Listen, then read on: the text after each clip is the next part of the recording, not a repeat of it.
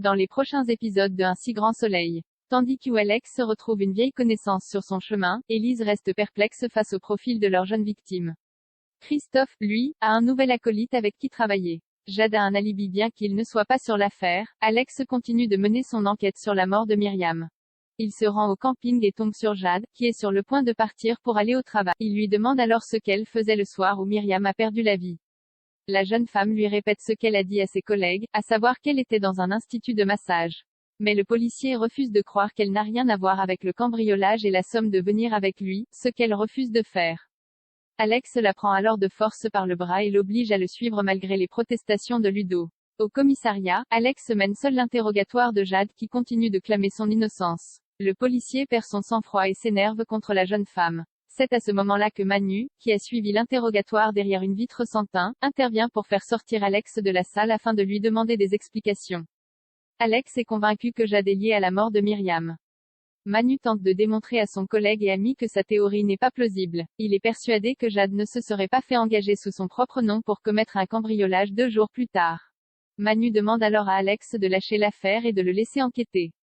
Le policier relâche ensuite Jade et lui présente ses excuses. Le lendemain, Louis rend visite à son père car celui-ci ne répond pas à ses appels. Marc lui confie qu'il n'a pas la force de retourner travailler. L'adolescent, qui a remarqué la présence d'une bouteille d'alcool vide sur la table basse, décide de rester avec son père. Louis lui confie qu'il est désolé pour tout ce qui s'est passé. Ignorant que son fils était sur les lieux du drame, Marc tente de le rassurer en lui disant qu'il n'y est pour rien. Et comme il ne veut pas que son fils le voie dans cet état, il demande à Louis de retourner chez sa mère. Après son départ, Marc s'effondre. De son côté, Claire reçoit un appel de Victor qui souhaite lui apporter son soutien et lui présente ses condoléances. La jeune femme se montre froide et le congédie rapidement car elle doit se rendre au commissariat. Sur place, le lieutenant Cross l'interroge sur les tensions survenues après l'accident de Jacques Moore. Claire lui explique que Louis en voulait à Myriam pour ce qui était arrivé à son grand-père, mais elle écarte l'idée qu'il ait pu se venger. Léonore sent que son fils lui cache quelque chose et elle l'incite à se confier.